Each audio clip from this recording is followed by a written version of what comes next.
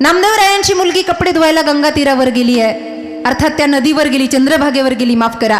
आणि तिथे ही कुंभाराची मुलगी आली आहे, वस्त्र धुतायत, एकमेकीच्या अंगावर शिंतोडे उडलेत. मला फक्त एक संकल्प मात्र संकेत द्यायचा आहे. शिंतोडे उडल्यानंतर नामदेवरायांच्या मुलीला वाटायचं की पांडुरंग माझ्या बापाच्या ताटात जेवला, पांडुरंग माझ्या वडिलाला बोलतोय, गप्पा मारतोय. म्हणून तिने सांगितलं, अगं कपडे नीट धु, अंगावर शिंतोडे उडतायत. कुणाची का तू? तिनं सांगितलं, मी कुंभाराची लेक आहे, मी कुंभाराची लेक आहे. तू कुणाची का? अगं सगळं गाव ज्याच्या पाया पडतं त्या नामदेवरायांची मी कन्या आहे. म्हणून राका कुंभाराच्या मुलीच्या तोंडातून सहज उद्गार निघाले, बापासारखी लेक सुद्धा अभिमानी आहे, बापासारखी लेक सुद्धा अभिमानी आहे. क्वचितच धावत गेली आणि आपल्या पित्याला हा निरोप दिला. एखाद्या लेकरानं माई बापासमोर जसं थुई थुई नाचावं तसं पाय आदळत नामदेवराय पांडुरंगाच्या मंदिरात गेले. कुठल्या ते कुंभाराची कार्टी? आणि माझ्या लेकीला म्हणाली बापासारखी. मी काय अभिमानी आहे का पांडुरंगा? मला काय अभिमान आहे का? सांगा ना, तुम्ही माझ्या ताटात जेवले असता का? तुम्ही माझ्या घरी आला असतात का? काही वाईट घडलं की आपण आजूबाजूच्यांना विचारत असतो ना, सांगा ना रावसाहेब मी तसा आहे का?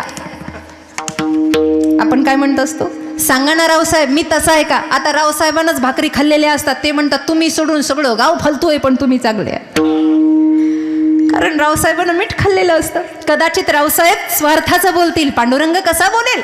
तो सगळ्या जगाचा बाप आहे. पांडुरंग म्हणले, नाम्या जरा शांत हो, तुला माहित नाही राका कुंभाराचा त्याग, घरदार सोडून आलाय, अनुभव आला त्याला भक्तीचा, घरदार सोडून आलाय. नामदेवराय ऐकतच नाही. मला पाहायचंय, अभिमान झाला होता स्वभावामध्ये, पाहायचंय ना. काय पाहणार आहे? नामदेवराय म्हणे, एवढा शहाणपणा करते त्याची मुलगी आणि तिचा बाप लाकडं मोळ्या तोडून विकतोय, पोट भरतो. सोन्याचं जर नाणं दिसलं ना तर तोंडाला पाणी सुटे.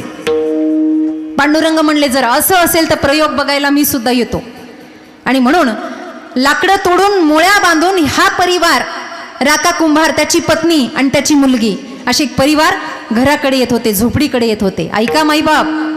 आणि येत असताना एका वृक्षाच्या पाठीमागे नामदेवराय आणि पांडुरंग उभे आहेत. अगदी जवळ जवळ येणार तोच पटकन असं नाणं फेकलं. उन्हाच्या लख प्रकाशामध्ये नाणं चमकत होतं, चमकत. आणि चकाक नाणं पाहलं. राका कुंभार सगळ्यात पुढे होते. पाऊल ठेवणार की ते नाणं दिसलं आणि दिसल्याबरोबर मोळी खाली ठेवली बाजूला, नाणं घेतलं आणि पाहलं. अरे बापरे, परमार्थात आणि माझ्या या भक्तीमध्ये हे सोनं सगळ्यात मोठं पाप आहे. हे मध्ये आलं नाही पाहिजे. मी त्याग केलाय पण माझ्या परिवारानं त्याग केला की नाही माहिती नाही.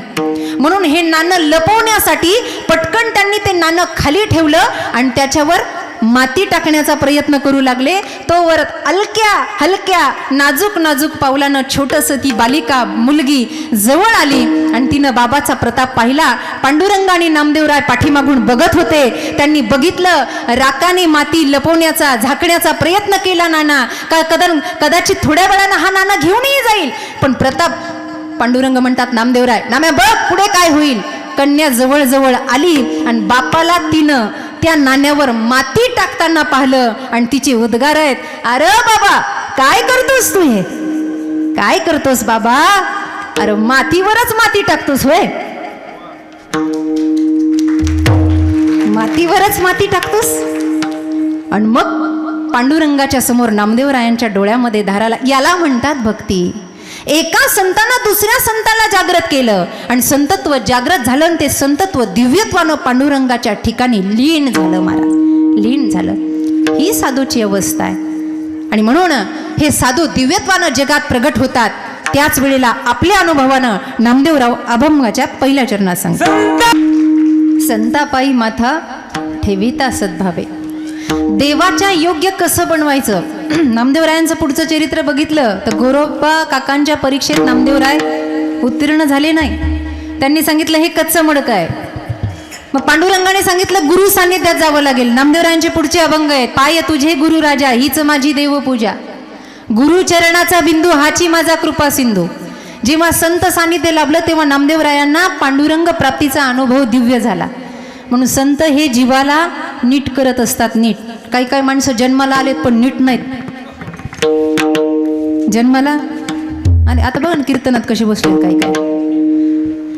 त्यांना वाटायला अर्धा तास पाऊण तास झाला पण बाई काही विनोदच सांगे ना. जीवनाचं हसू झालंय तरी अजून हसायचंच आहे लोकांना का कुणास ठाऊक. अरे हा संप्रदाय हसू थांबवण्यासाठीच आहे. जब से तेरा गुलाम हो गया, जब से तेरा गुलाम हो गया तब से मेरा भी नाम हो गया, वरना औकात क्या है मेरी सबसे बढ़िया और सबसे खरी.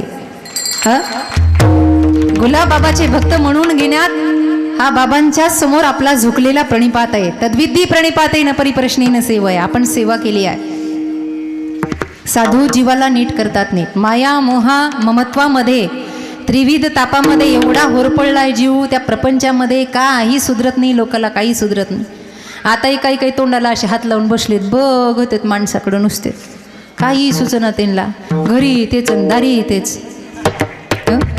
किती कीर्तनकार उकळून पाजा तरी परिणाम नाही. परिणाम माझं माझं माझं माझं माझं माझं कधी सुटेल कुणास ठाव. पूर्वीचा काळ काही काही व्यवहारिक छोटे छोटे उदाहरणं आहेत आपल्यामध्ये प्रगती करण्यासाठी आहेत. आता एस.टी. महामंडळाचं तिकीट काहींना फुकट आहे, काहींना अर्ध आहे. पूर्वीचा काळ असा होता की एखाद्या गावाला क्वचित एखादी एस.टी. यायची. बरोबर की नाही हे? बरोबर. तुम्ही बोलले म्हणजे मला वाटतं आहेत जिवंत. क्वचित एखादी एस.टी. असायची आणि मग ती एस.टी. यायची, 12ला यायची, 1ला यायची, 2ला यायची. मग ते एस.टीमध्ये चढाओढ करण्यासाठी एवढी धावपळ एवढी धावपळ एवढी धावपळ. हे त्याच्या अंगावर पडतंय, त्याच्या अंगावर पडतंय. तेव्हा काही लोकांनी एक युक्ती काढली होती. बाहेरून एकानं चढायचं आणि खिडकीतून रुमाल टाकायचा. केलं का असं कोणी? केलं होतं का? रुमाल टाकायचा कशावर? त्या सीटावर. आणि त्या सीटवर रुमाल टाकला की मग ते सीट कुणाचं? आपलं की नाही? केलं होतं का असं कुणी कुणी? वरती हात करा बरं.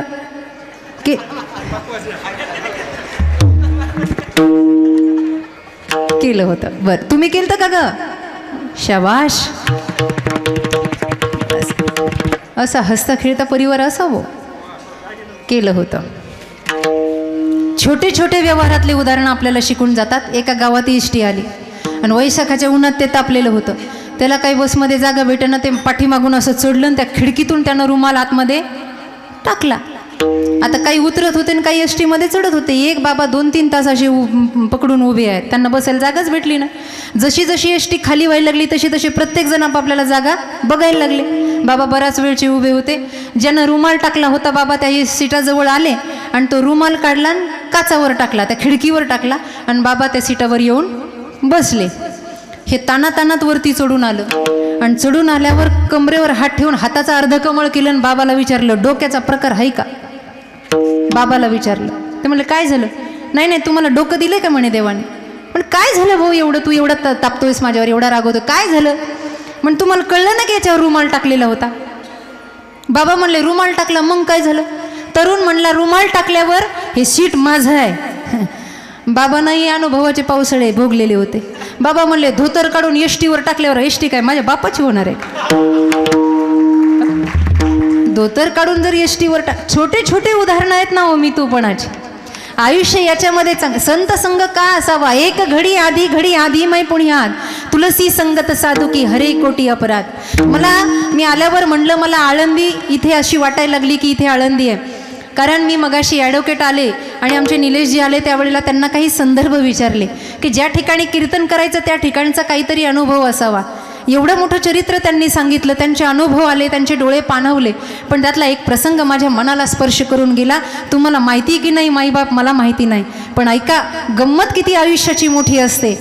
चरित्र बघा, ज्या वेळेला माऊलीचं चरित्र आपण अभ्यासतो, माऊलींचं चरित्र, त्यावेळेला आईबाप गेले आणि आईबाप गेल्यानंतर भिक्षाटनासाठी ही मंडळी, ही मुलं ज्यांच्याजवळ कुशीत घ्यायला मामा नव्हता ना मावशी नव्हती, आई बाबा देहांत प्रायश्चित्त घेतलं आईबाबाने. कुणी नाही आळंदीमध्ये, कुणी नाही. भूक लागलेली असायची, मधुकरी मागायला जायचं तर लोक म्हणायची संन्याशाची कार्टी दारामध्ये आली. तो काळ आठवा. काळ जरासा मनातून विचार करा. मला संदर्भ या दोन्ही संतांचा लावायचा आहे कारण अनुभूती मला इथे आल्यावर आली. एवढा मोठा प्रपंच झाला, सगळं काय झालं, माऊलींची तपश्चर्या झाली, रेड्याच्या मुखातून वेद बोलवले गेले, सगळं झालं. आजची परिस्थिती अशी आहे की आज लाखो लोक माऊलीच्या जीवावर पोट भरतात जेव्हा त्यांना एका वेळेचं अन्न भेटत नव्हतं. आज माऊली माऊली म्हटलं, माऊली माऊली मुखी ऐसा चाळा, फक्त माऊली माऊली म्हटलं तरी सुद्धा पोट भरतं. माऊलीच्या स्वरूपात आमच्या सरकारनं जवळ बोलून लोक प्रणिपात करतात, दक्षिणा देतात, जीव घालतात. ही आजची परिस्थिती आहे. मला ॲडव्होकेट दादांनी सांगितलं, एक क्षण असा होता की घरामध्ये दिवा लावायला तेल नाही, का खाऊ घालायला अन्न नाही, म्हणून बाबांच्या आईनं देहांत प्रायश्चित्त घेतलं. आणि आजचा क्षण असा आहे की बाबाच्या जीवावर हजारो लोक जगतायत, लाखो लोक जगतायत. सांगा काय फरक आहे, काय फरक आहे? संत जेव्हा हयात आहेत तेव्हा लोकांना किंमत कळत नाही, संत जेव्हा जातात तेव्हा लोक त्यांच्या समाध्यावर नवस करतात. हा समाज आहे, समाज. इसी का नाम दुनिया आहे. नामदेव रायांना अनुभव आला, अरे संतत्व इतकं प्रगाढ आहे की संतत्व माणसाला नीट करतं. मला चिठ्ठी आली होती, कागदावर लिहून आलं, दीदी हा दृष्टांत सांगा. संत संताला नीट करतात. हरिपाठाला पंढरपुरामध्ये सगळेजण एकत्र व्हायचे आणि सगळेजण एकत्र झाले की सगळेजण मिळून हरिपाठ घ्यायचे. सगळेजण कोण होते? काळू, बाळू, रामू, शिरप्या असे नव्हते.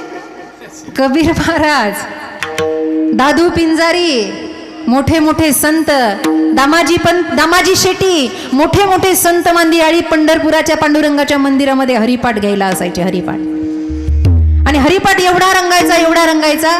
8 दिवस झाले, 10 दिवस झाले, 15 दिवस झाले, सगळे यायचे पण कबीरदासजींना एक जण दिसत नव्हता. आणि ते होते दादू पिंजारी. उंच नीच काही नेनो भगवंत तिष्ठे भावभक्ती देखोनिया, या अभंगामध्ये दादू पिंजारींचं नाव आहे. पिंजारी तो दादू. हा ऐका, हरिपाठ रंगायचा आणि दादू दिसत नाहीयेत. कबीर महाराज म्हणले, दादू कहाँ गए, दादू कहाँ गए, दादू कहाँ गए. दादूला अभिमान चढला होता. कशाचा? पांडुरंग सई सांज झाली की दादूच्या घरी येऊन बसायचे. ऐका बरं, सई सांज झालं की पांडुरंग दादूच्या घरी येऊन बसायचे आणि पाय पसरून बसायचे. अरे युगे 28 विटेवर येऊ बा, एवढे दिवस झाले उभा आहे दादू, पाय दाब, माझे पाय दुखताय. आणि पांडुरंगानं पाय पसरून बसावं आणि दादूनं पाय दाबावे, चरण सेवा करावी. दादू याच्यामुळे हरिपाठाला येतच नव्हते. एक दिवस भर बाजारामध्ये दादू पिंजारींची आणि कबीर महाराजांची भेट झाली. ऐका, आणि कबीर महाराजांनी सहज दादूला विचारलं, दादू क्या बात है, आप हरिपाठ के लिए आते नहीं हो, क्या बात है? तेव्हा दादूने अभिमानानं सांगितलं, कैसे आऊं भैया, जिसके लिए आता हूं वो तो पैर दबा दबा के मुझे मार डालता है. कधी म्हणा, अहो एवढं पाय दाबून घेतं, एवढं पाय दाबून घेतं की सकाळ कधी होते पटत नाही. दादूच्या स्वभावातला अभिमान कबीर महाराजांना कळाला. संतत्व कसं आहे बघा. बोले अच्छा रात में प्रभु आते हैं, बोले हाँ पांडुरंग आते हैं, विठ्ठल आते हैं, मुझे दिखेंगे क्या, बोले आ जाओ देखेंगे, दिखाएंगे आपको. हा? एक दिवस गंमतच झाली. कबीर महाराज निघाले दादू पिंजारीच्या त्या झोपड्याकडे. 2-3 झोपडे होती आणि एका झोपड्यात त्या बिछाण्यावर बसून पांडुरंग पाय लांबवायचे आणि दादू असे पाय दाबायचे. झालं असं, सई सांजाच्या वेळेला कबीर महाराज आले आणि अंगणात उभे राहिले. आता पूर्वीच्या खोल्या अशा होत्या की आतल्यांना बाहेरचं दिसायचं पण बाहेरच्याला आतलं दिसत नव्हतं, अंधार कुठं असायचा.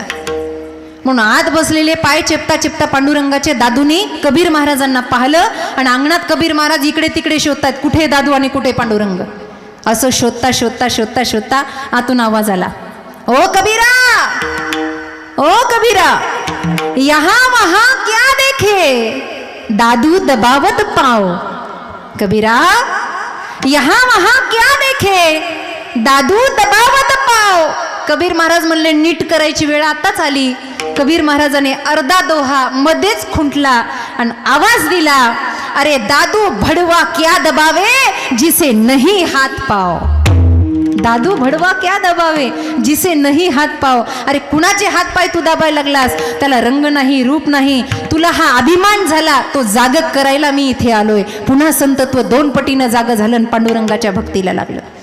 नामदेवराय म्हणतात, जीवाला वारंवार जाग करणं, नीट करणं, त्याला सुधरवणं हे संतांचं काम आहे. म्हणून या संताला भजावं, त्याच्या शरणांगतीमध्ये जावं. संतापायी माथा ठेविता धरिता सद्भावे. आता सद्भावानं ठेवायचा. मनामध्ये कपट नाही ठेवायचं. बाबांकडे आलं, नावच गुलाब आहे. आमचे स्वामीजी म्हणायचे, तू गुलाब होकर महक. गुलाब हे बगीच्यामध्ये तेवढंच सुगंध देतं आणि नाल्याच्या किनाऱ्यावरही तेवढंच सुगंध देतं. साधू दुःखामध्ये असला तरी आनंदी असतो आणि सुखामध्ये असला तरी आनंदी असतो. साधू एकांतात असला तरी आनंदी आहे आणि साधू लोकांतात असला तरी आनंदी आहे. साधू मुका असला तरी आनंदी आहे आणि साधू बोलका असला तरीही आनंदी आहे. साधू सुख देतो कारण साधूचा वेळ कधी वाया जात नाही. चोखा महाराजांची सोयरा एका प्रमाणातून फार सुंदर वर्णन करते की जीवाचा वेळ हरिभजनाशिवाय कधी जाऊ नये.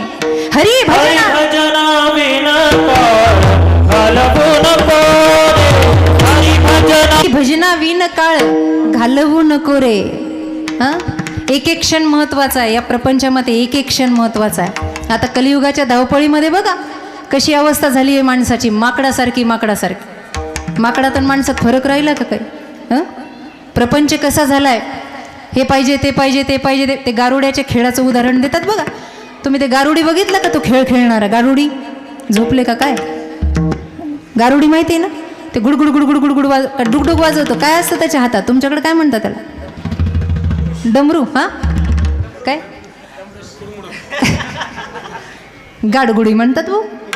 हां बरं, खुडमुडू. यांचं खुडमुड. हां पण ते खरंच म्हणतात. काही सांगत जाऊ नको. तो आता त्याला दादा म्हणावं का महाराज म्हणावं असं झालंय.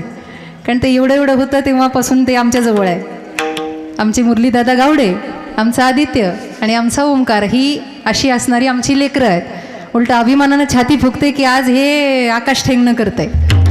एवढा मोठा महाराष्ट्राचा बुलंद आवाज आहे आणि गुरुची कृपा त्याच्यावर झाली.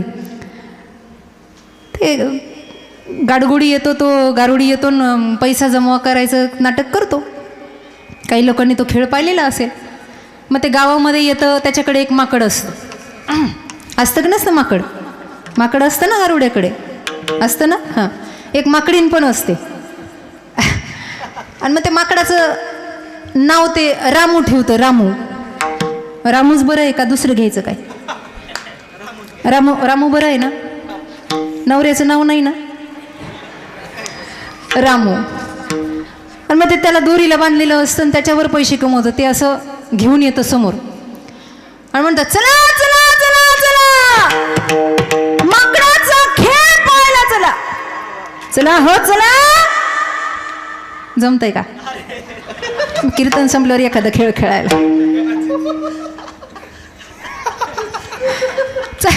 चला चला म्हणतोय सगळं त्याच्या आवाजानं गाव जमा होतं, एकत्र होतोय सगळं. खेळ बघायला गारुड्याचा खेळ. ते माकड असं मोकळं सोडतं आणि ते माकड लागतं उड्या मारायला. आता काही वाटतं माकडच उड्या मारतं.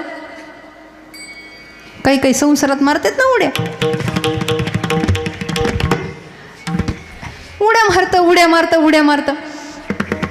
मन हा म्हणतो लोकांच्या समोर, माकड त्याच्याकडं असं कुतूहलानं पाहता हे म्हणतं, चला चला चला चला रामूचा खेळ बघायला चला. आता बघा आमचा रामू डोक्यावरून उड्या मारणार आहे, चला. आणि ते उड्या मारतो आणि मग हे म्हणतो, काढा 5-5 रुपये. आणलेत का संघ?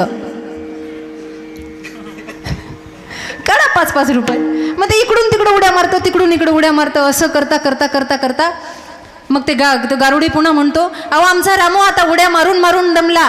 आता रामूला भाकरी घालायला कुणीतरी नवरी आणली पाहिजे. आणि मग हळूहळू एक माकडीन मेकअप करून पुढे येते.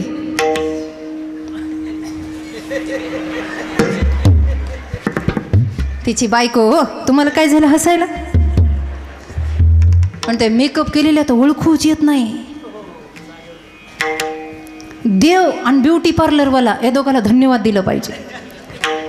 देवानं एक मनुष्य घडवला आणि ब्युटी पार्लरवाल्यानं बाई घडवली. 4-5 दिवसापूर्वी एका लग्नात गेलो आणि ओळखीची हो, सारखा फोन करत होती, दीदी आशीर्वादाची वेळ झाली, लवकर या. आणि आम्ही असं जवळ जाऊन उभा राहिलो. मी म्हटलं त्या आमच्या विठ्ठलला, अरे वहिनी कुठे आहेत?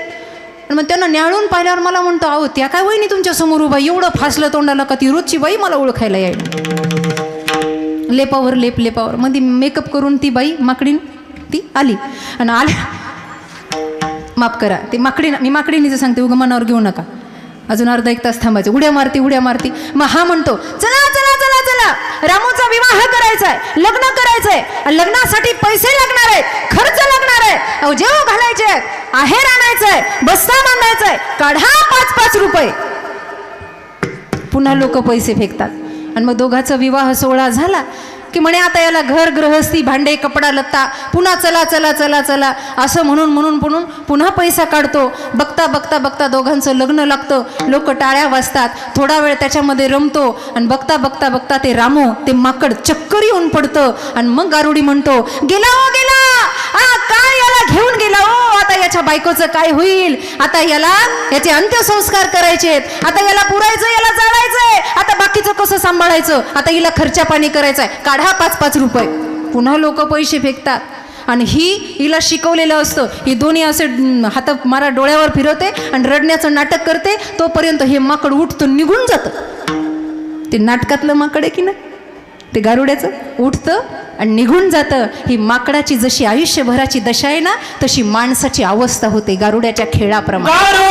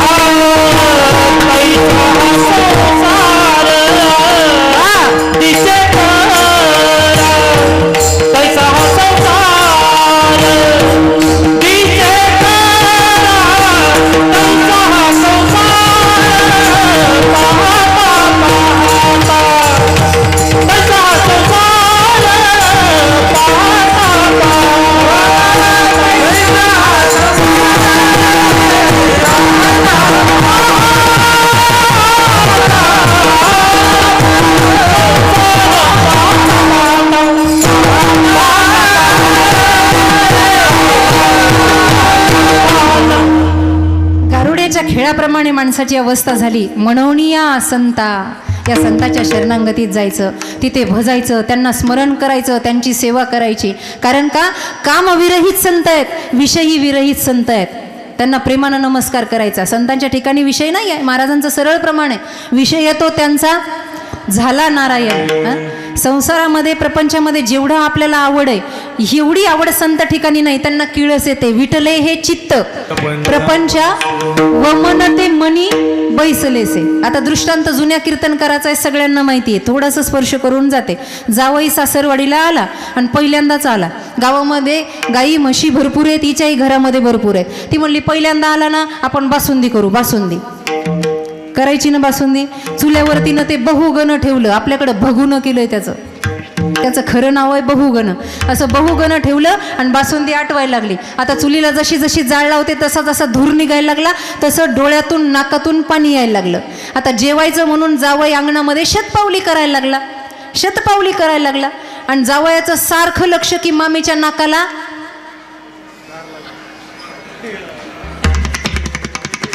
कशा हुशार आहेत बघा ना. आणि ते धूर नाकात गेला आणि हिला जशी शिंक आणि जावयाचं लक्ष जाणं आणि नाही ते बासुंदीत पडणं. एकच झालं, एकच. येणं संकल्प केला, लाख रुपये दिले तरी बासुंदी खायची. एवढे पदार्थ केले आणि त्यांना दोघांची नजर एकमेकाची झाली. ताटं वाढले, पानं वाढले, सासरे सगळे पाहुणे आले, जावई बापू पहिल्यांदाच आले, सगळे बसले, पुंडलिकावर ते झालं.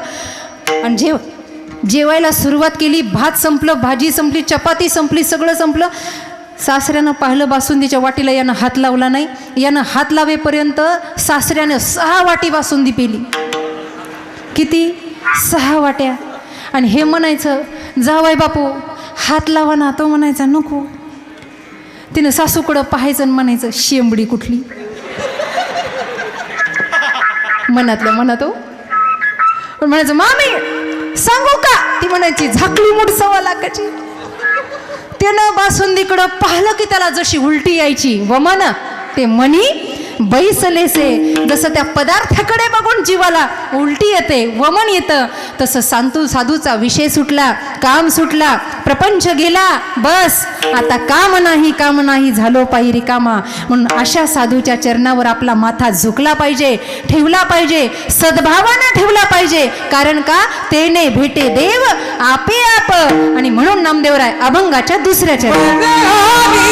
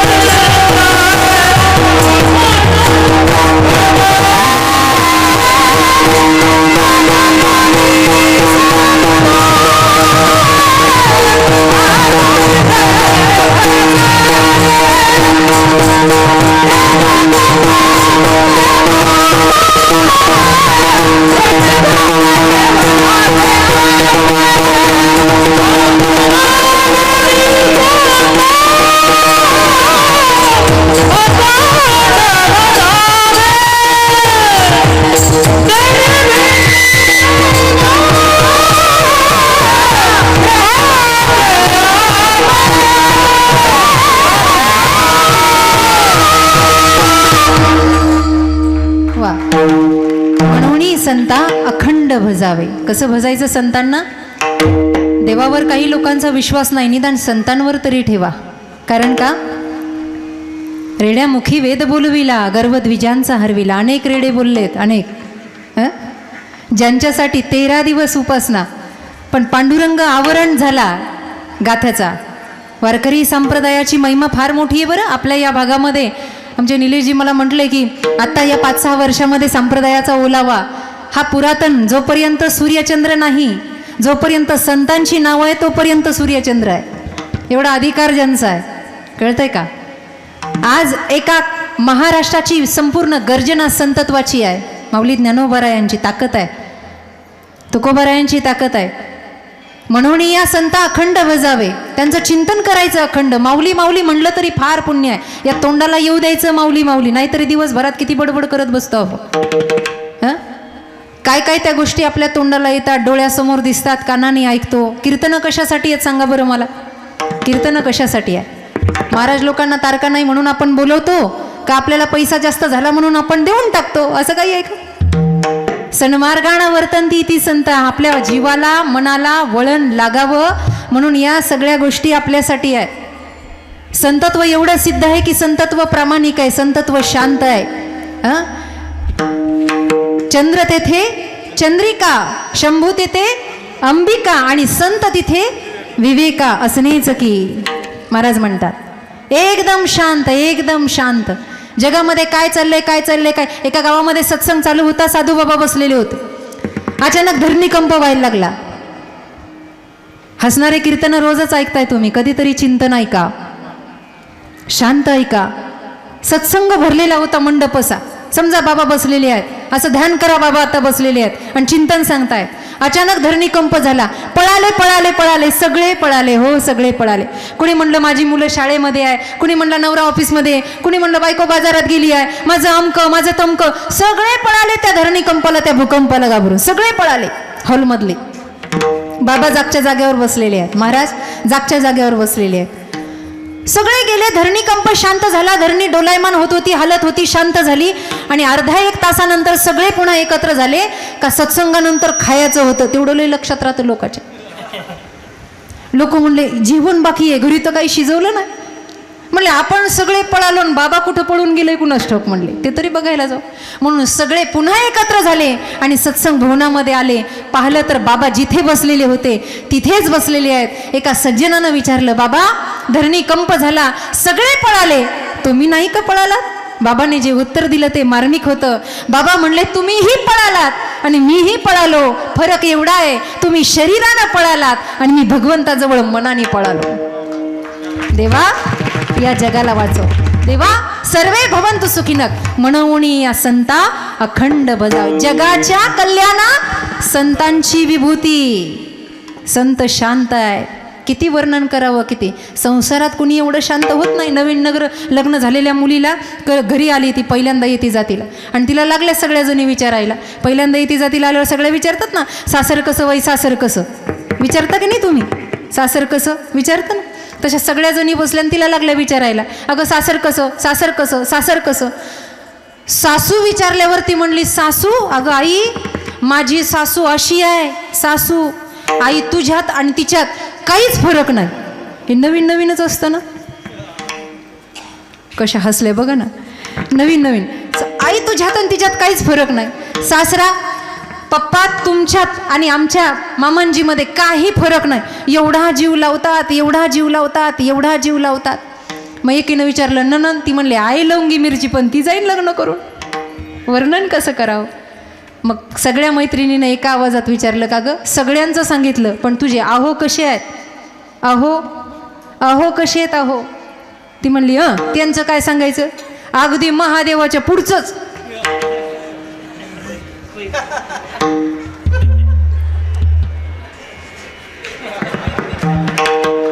पण एवढे मंद आहेत का तुम्ही?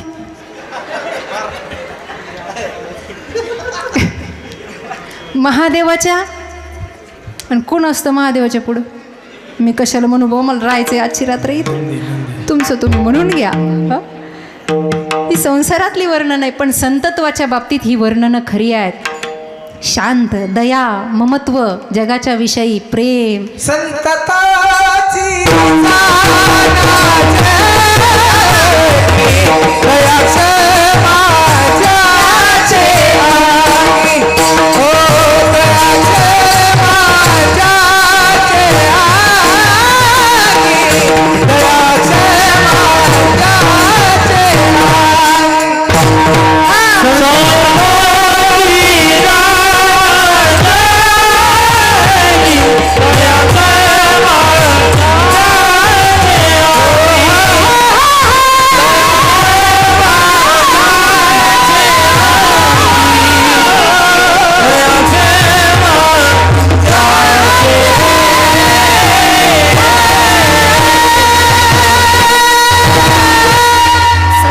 देवाची जाना जगी दया क्षमा ज्याचे अंगी, असे विशाल हृदयाचे संत असतात. गुलाबबाबाप्रमाणे संत हे विशाल हृदयाचे जनसामान्याला अपराधासहित स्वीकारणारे आहेत. म्हणून या संता अखंड बजावे. कारण का आपला एकदा संताने हात पकडला की देवापर्यंत नेल्याशिवाय गत्यंतर नाही. म्हणून तेने भेटे देव आपे आप.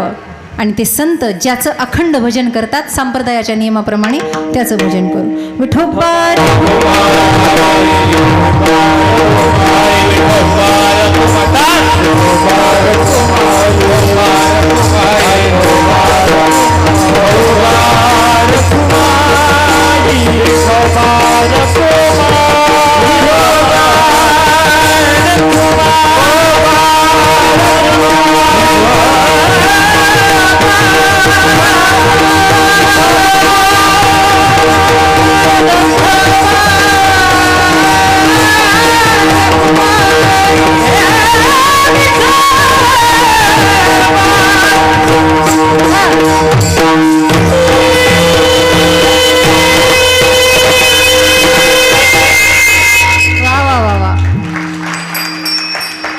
तरी ते नाकातलं ऐकू येईल का यांना? सनई नाही बर ठीक आहे. वरती हात करा एकदा. बाबांचं आवडतं भजन करायचं आहे आपल्याला. संत गाडगे महाराज, संत तुकड्यादास महाराज आणि बाबांची मोठी परंपरा. गोपाला देवकी नंदन गोपाला, गोपाला गोपाला देवकी नंदन गोपाला, गोपाला गोपाला गुलाबी बाबा गोपाला, गोपाला गोपाला गुलाबी बाबा गोपाला. याला अर्थ नाही. गोपाला देवकी नंदन गोपाला, वा वा. गोपाला गोपाला गुलाबी बाबा गोपाला. वा कशा ग गुणाच्या माझ्या, काय गोड आवाज आहे. आता तुमचं बघू द्या. वरती हात करा. तुम्ही म्हणायचं नाही हं? गोपाला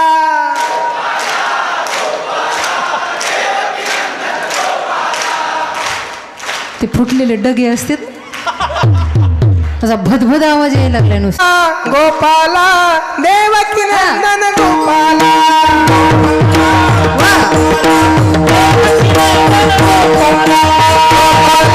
गोपाला गुलाबी बाबा गोपाला, गोपाला देवकी नंदन गोपाला, देवकी नंदन गोपाला गुलाबी बाबा गोपाला, देवकी नंदन गोपाला गुलाबी बाबा गोपाला, देवकी नंदन गोपाला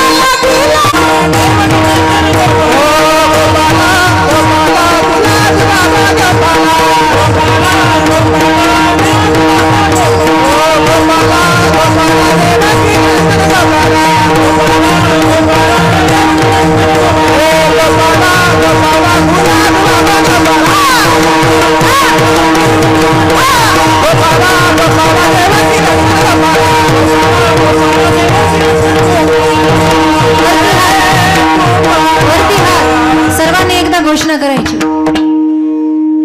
सर्वांनी हा मनापासून. भारत माता की, प्रभू रामचंद्र भगवान की जय. हर हर हर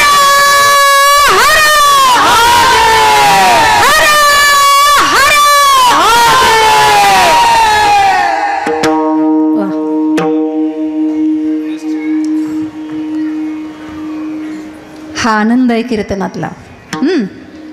म्हणून या संता अखंड भजावे. संतत्वामुळे ही नामसाधना वाढते. साधूपाशी देव कामधंदा करी, पितांबर धरी वरीचाया. साधूकडे जाऊन देवानं कामं केली आहेत. जनाबाईचं जातं ओढलंय, दळलंय. एवढंच नाही, नाव धुऊ घातलंय. महाराज या साधू संतांची सेवा करणारा भगवंत आहे. नामदेवराय म्हणतात, नामा म्हणे देव इच्छी संत संग, आमा जीवलग जन्मोजन्मी. एक थोडासा संकेत मला द्यायचा आहे आणि माझ्या सेवेला विराम द्यायचा आहे. तरुण वर्ग आहे, माता भगिनी आहेत. आई बापावर प्रेम करा सांगणारे भरपूर आहेत, देशावर प्रेम करा सांगणारे भरपूर आहेत. काही काळ असा असतो की सांगणारे असतात, ऐकणारे नसतात. एक असा काळ असतो की ऐकणारे असतात, सांगणारे नसतात. आता सांगणारेही आहेत आणि ऐकणारेही आहेत, फक्त आचरणात आणणाऱ्याचाच अभाव आहे. कोण सांगतोय जे काही करत नाही तो सांगतो. गे माय भू तुझे मी फिडीन पांगसारे, आणि न आरतीला हे सूर्य चंद्र तारे. एवढं सोपं आहे का आई बापाची सेवा करणं, ते मला सांगायचं नाही. 22 जानेवारीला राम मंदिरामध्ये स्थापना झाली. भारताचा तरुण पुन्हा एकदा जागा झाला आणि कथा कीर्तनाच्या प्रवचनातून, प्रबोधनातून तरुण समाजाला, माझ्याकडे लक्ष द्या 2 मिनटं. हा कोपरा तुमच्यासाठीच बोलतेय, मी तुमच्यासाठीच बोलतेय. ऐका, जागं व्हायचंय, जागं. एक छोटासा रामायणातला संदर्भ मला सांगायचा आहे आणि माझ्या सेवेला विराम द्यायचा आहे. नीतिमत्ता कशी असावी, जग कसं आहे, आपले संस्कार कसे आहेत, मला काय सांगायचे थोडक्यातून समजून घ्या. फार काही विस्तार करायचा नाही. संतांचं ऐकायचं, संतांची सेवा करायची, या भूमीचं ऋण व्यक्त करायचं. भारत भूमीमध्ये आपण आलोय ना, याचं ऋण व्यक्त करायचं. आणि ते ऋण तेव्हा व्यक्त होईल जेव्हा रामाचे संस्कार आपल्यामध्ये उतरतील, छत्रपती शिवाजी महाराजाचे संस्कार आपल्यात उतरतील. वडूला आता पूर्ण बलिदान मास चालू आहे. आळंदीजवळ वडू हे गाव आहे. धर्मवीर छत्रपती संभाजी महाराजांसाठी, ज्यांची कातडी लोंबली आपल्यासाठी, मराठ्याचा वाघ. फक्त एका जातीपुरता मर्यादात नाही, समस्त महाराष्ट्राला आनंदित करण्यासाठी जीवाचं बलिदान केलं. प्रभू रामचंद्राचे संस्कार रुजण्यासाठी हे नामसप्ताह आहेत, माऊलींचे संस्कार रुजण्यासाठी आहे. रावणाजवळ काही कमी नव्हतं. प्रसंग ऐका, काही कमी नव्हतं रावणाजवळ. रावणाचं मरण जवळ आलं. विभीषणानं कानात जाऊन सांगितलं, नाभिकुंडामध्ये बाण मारला. रावण साधा नव्हता. रावणाकडे कोणत्याही बळाची कमतरता नव्हती. महिला मंडळ, सोन्या चांदी काशा पितळाची घरं होती लंकेमध्ये. संपत्तीनं भरभरून होता, ऐश्वर्यानं भरभरून होता. तपश्चर्येला बसला तर वर्षोनवर्ष रावण तपश्चर्येतून उठत नव्हता. रावणानं नुसता पाय आदळला तर कैलास पर्वत डगमगायला लागला. लोकांची इच्छा होती तांडव म्हणावं म्हणून. जटाटवी गलत जल प्रवाह पावितस्थले, जटाटवी गलत जल प्रवाह पावितस्थले, तले वलंब लंबिता भुजंग तुंग मालिका. डमट डमट डमट डमट डमट डमट डमट डमट निनादवट डमरवय, चकार चंड तांडव तनोतु नः शिव शिव, चकार चंड तांडव तनोतु नः शिव शिव, चकार चंड तांडव तनोतु नः शिव शिव. पाय आदळला की कैलास पर्वत डगमगायचा. ताकद होती रावणातली. ग्रहांना आपण सगळे घाबरतो. शनी म्हटलं की अंगाला घाम फुटतो. रावणाची ताकद सांगू, रावणानं तो शनी टाचे खाली रगडला होता आणि 12 ग्रहांना, त्या ग्रहांना सगळ्या बंदिस्त करून टाकलेलं होतं. राशी चळचळ कापत होत्या रावणाला. रावण साधा नव्हता हो, रावण साधा नव्हता. पण ज्या दिवशी धारातीर्थी कोसळला, डोळे उघडे आहेत, मंदोदरी समजावून सांगत होती. कोण आहे मंदोदरी?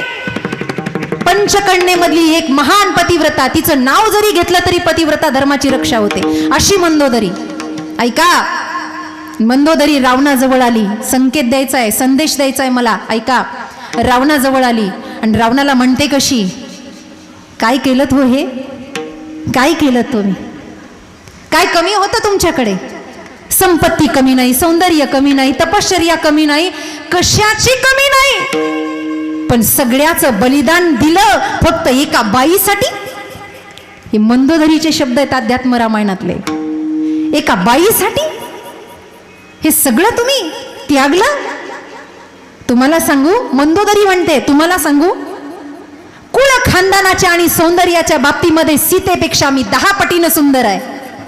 मंदोदरी म्हणते, कुळ खानदानाच्या बाबतीनं माझा बाप महापराक्रमी आहे. मंदोदरी म्हणते रावणाला, काय केलं एका बाईसाठी? रावण लाजला होता. रावण डोळ्यामध्ये डोळे घालत नव्हता मंदोदरीच्या. रावणाचे डोळे बंद झाले, कपाळावरचं कुंकू पुसलं, मंद्र अंधकार झाला आणि हळूवार पावलानं हळूहळू मंदोदरी एका दिशेकडे चालली. वानर सैनिक रस्त्यात बसलेले होते. प्रभू रामचंद्र एका कोपऱ्यामध्ये बसले आहेत, अश्रू गाळतायत. कारण प्रभू रामचंद्रांना वाटतच नव्हतं युद्ध व्हावं म्हणून. रडायला लागले आहेत, कारण माझ्या युद्धापायी, सीतेपायी अनेक स्त्रिया विधवा झाल्या आहेत. याचा प्रतिशोध होता. डोळ्यामधून पाणी गळत होतं. आणि प्रभू रामचंद्र बसलेले होते. हळुवार पावल्यानं मंदोदरी तिकडे निघाली. सैनिकानं रस्ता अडवला. प्रतिपक्षाची, शत्रू पक्षाची स्त्री आहे, आम्ही जाऊ देणार नाही. म्हणले काही नाही, मला 2 शब्द बोलायचे, जाऊ द्या मला. स्त्रीचा आवाज आला. लक्ष्मणाने संकेत केले, जाऊ द्या. हळुवार पावलानं निघाल्या. प्रभू रामचंद्र एवढे सौम्य आणि एवढे ओजस्वी तेजस्वी आहेत, एवढे पराक्रमी आहेत. त्यांना लगेच चाहूल लागली की कुणीतरी परस्त्री पाठीमागून येते आहे, कुणीतरी परस्त्री पाठीमागून येते आहे. अशी चाहूल लागल्याबरोबर अंग उघडं होतं.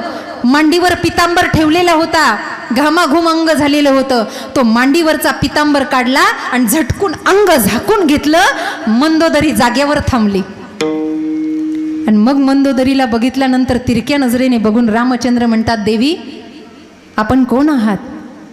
मी तीच अभागी आहे रामचंद्रा, मी तीच अभागी आहे की जिच्या नवऱ्याला तुम्ही आत्ताच वधित केलं. मी तीच अभागी मंदोदरी आहे. मग थांबलात का? तुम्हाला साष्टांग दंडवत आहे रामचंद्रा, साष्टांग दंडवत आहे.